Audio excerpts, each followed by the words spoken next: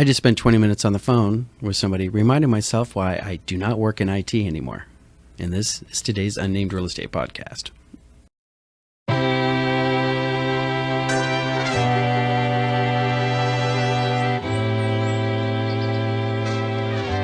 Well now, it's June. And the merry month of May wasn't too merry, was it? Hi, my name is Ray Dawson. I am the Associate Broker and Residential Sales Manager of ProStar Realty. This is the Unnamed Real Estate Podcast, episode 70. So, how you guys been doing today? Why do I ask a question I know you guys can't answer? Answer in the comments below. How are you doing today? So, it is June the 2nd right now. We are past Memorial Day weekend, which is traditionally the start of the summer season and everything. And that, of course, has an impact on real estate, and especially in Phoenix, because you tend to see buying start to slow down just a little bit as less and less people want to spend an entire day in a hot car driving from house to house to house to house. So, but as we can see on the numbers, we're starting to see some decreasing buyer interest.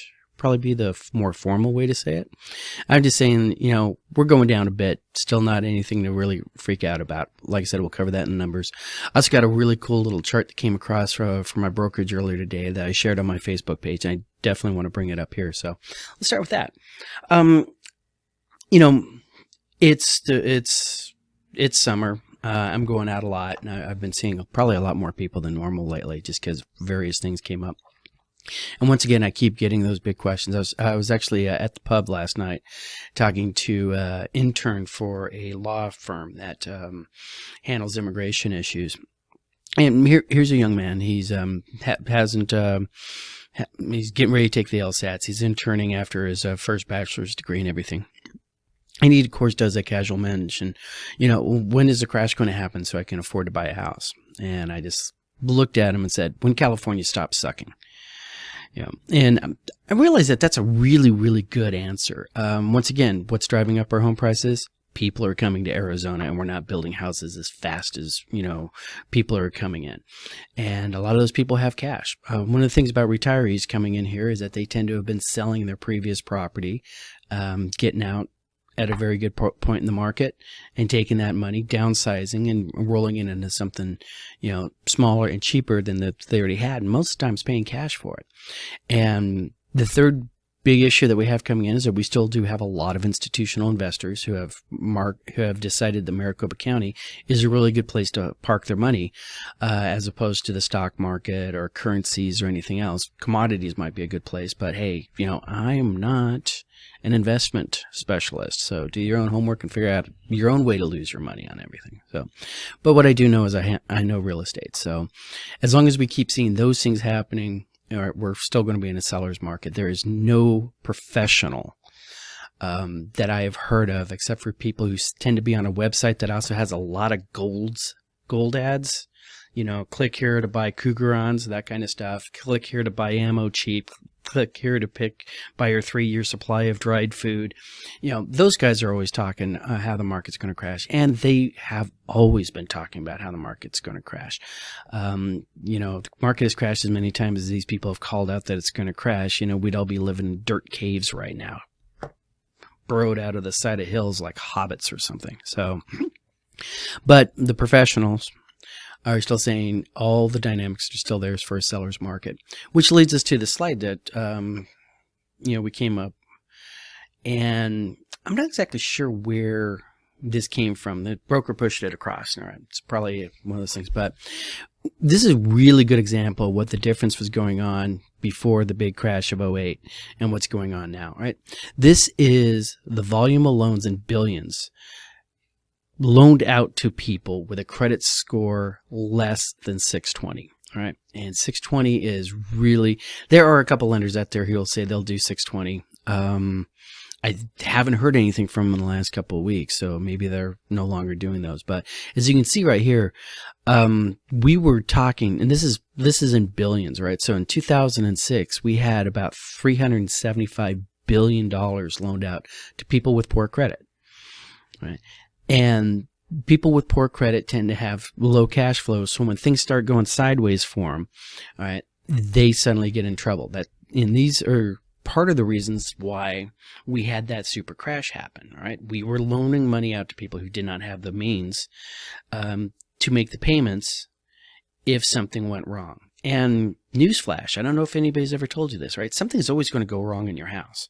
All right, the air conditioner is going to go out, the hot water heater is going to go out. You're going to need to replace that roof, every once in a while. And you can do a lot of things to mitigate, all right, this risk. But there's always going to be something there. And like when you're renting and the hot water heater might go out, and then you have to call the landlord and get them to come out and fix it. I actually talked to some people a couple of years ago who was telling me that they lived in a house for 9 months that didn't have running hot water. All right, landlord just wouldn't fix it. All right. If that was ever happening to you, there actually are ways you can fix that and take it off your rent. Go online, look at the Arizona Landlord and Tenant Act, huge booklet. There's a very precise way that you can go through doing that. All right, and basically take your rent and buy a hot water heater instead. All right, and send the invoice over to your landlord and say, hey, see, I told you I was going to have to do this. But you have to do it that way. And if your landlord comes after you in court to evict you, saying he didn't pay last month's rent, you can literally sit there and show, this is everything I did per the Landlord Tenant Act, right here, page whatever. All right, follow that. All right.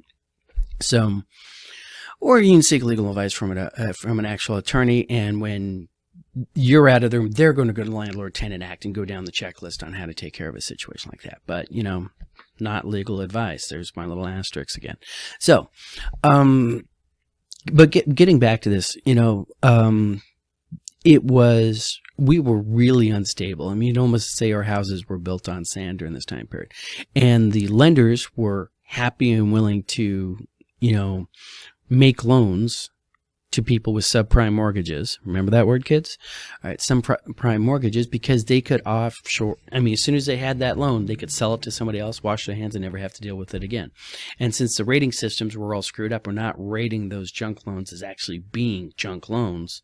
All right, downstream investors were picking those up and did not know actually what they were getting at the time. So, like I said, that entire mechanism has been destroyed.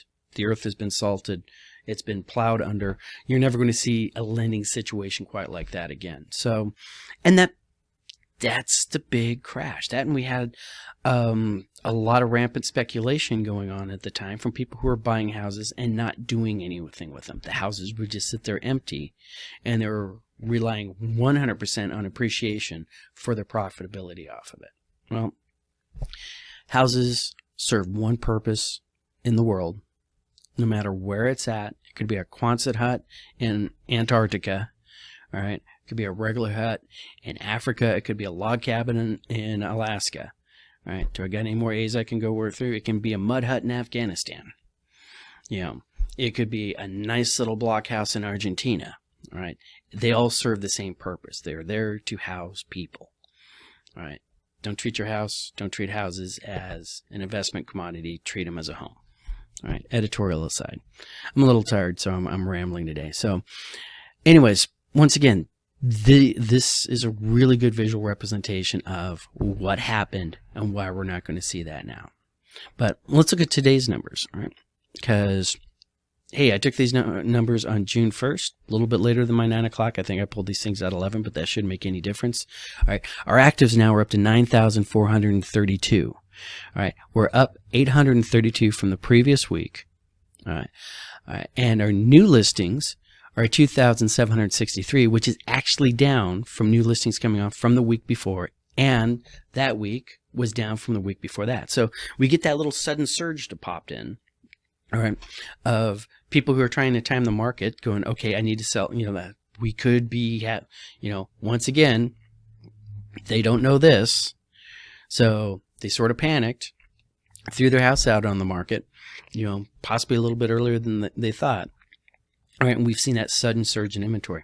If we keep going at the rate we're going, and if we keep decreasing our new listings and everything else keeps trending, all right, we're going to break 10,000, and we're going to break 10,000 for the first time in like the last 2 years.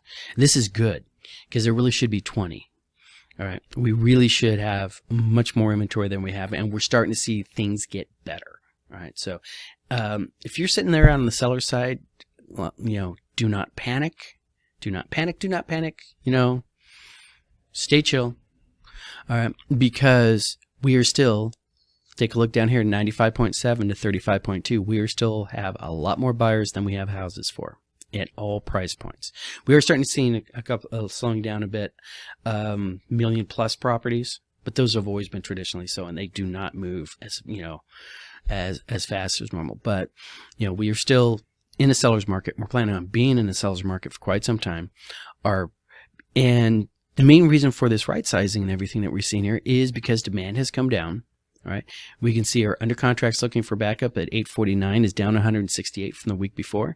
Our pendings are at 1,614, which is down 88 from the week before, continuing that trend.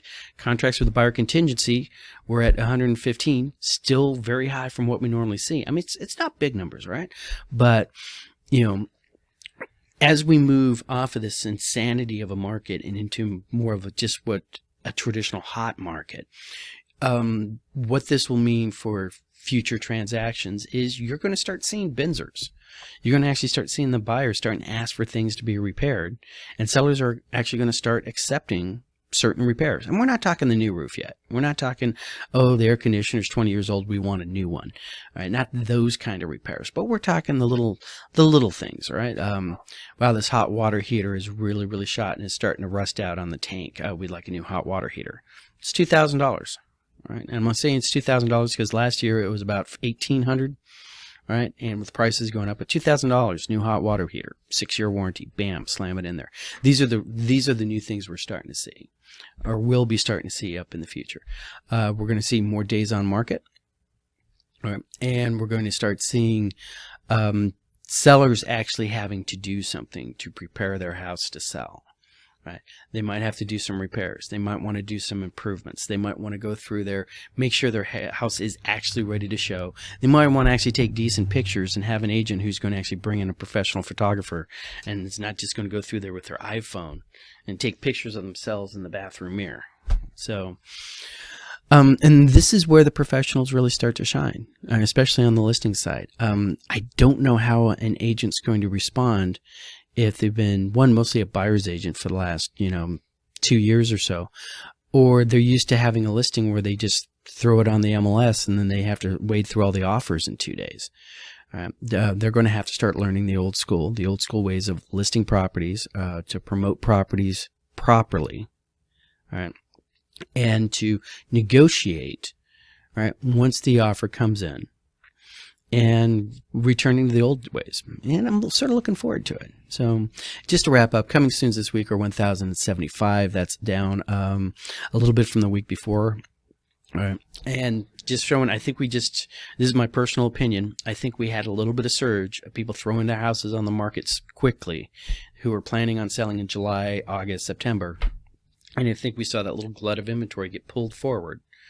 And I think the pendings, because of the interest rates, all right, less buyers out there sort of drew back at the same time. And that's why we've seen this surge error over the last 3 weeks. So I'm going to keep tracking on that. And a couple of weeks from now, I've come back and, things are not the way I expected it's going to be today. I'll let you guys know and let you know where I went wrong. But I probably won't have to have that conversation. So something else interesting I heard today. I was talking to one of my lenders, and he actually closed 2 loans at 5%, or locked 2 loans at 5% last week, right? So remember, a couple weeks ago, we were at 5.875, right? And now we're almost down a full point from that high. And he's saying that it's bouncing around pretty hard, sort of like watch the needles bounce, because that's what's happening. And it's still very, very fluid, but it is trending down. So, hey, maybe at the end of the day, remember my first call was I think we'd see, interest rates at 4%. We might actually go back down to that at a certain point. Because remember, economics 101. This is a matter of supply and demand. When interest rates go up, people start looking at it going, hey, I can loan this money out and get 5%. All right, that's a good place to park my money. All right, and then as buyers, the borrowers, aren't interested in buying that money at that interest rate, buyers go away, demand comes down. All right, supply goes up because there's people out there searching, and then the prices come down. So, this is what we expect to see, and this is what we see pretty much every time we have one of these interest rate hikes that are driven by the market and not driven by the Fed. Because remember, the most pristine, perfect signaling market in the entire world can be screwed up by one government bureaucrat flipping a switch when he doesn't know what the switch does. So, that all being said, I'm feeling pretty good about that. Let's go to the great big blue book of knowledge and see what the word of the day is going to be. Ha! Line of credit. Yeah, we already know what that one is. Lifetime monthly advance reverse mortgage. It's the biggest one on the page. All right. Monthly payments to the borrower under this reverse mortgage continue until the borrower's death, even if the borrower sells the mortgaged property. Because the lender's collateral security is lost if the property is sold, the borrower must purchase an annuity at the origination of the loan. That sounds like some black magic crap to me. So, but I'm not an investment guy. That might make a perfect amount of sense for a lot of people right now. Something I do know along those lines that's like that is the reverse mortgage concept, which if you are, say, in your 40s and 50s and just buying that, you're buying like that last house, like this is the house I'm going to die in, you might want to consider talking to your investor about how is that going to fit into your retirement plans, right? Once again, outside of my scope, but I do know that product and I do believe in that product, and it is a product I actually have talked to my parents and my in-laws about. Hey, maybe you guys want to look into this, all right? And I'm definitely planning that for myself. So that's the end of this week. A whole freaking 16 minutes and 30 seconds worth of recording. So another short one. Look forward to you guys talking next week. Have a great weekend. All right, watch your kids and pets around water. All right, work your circles, and I'll talk to you guys later.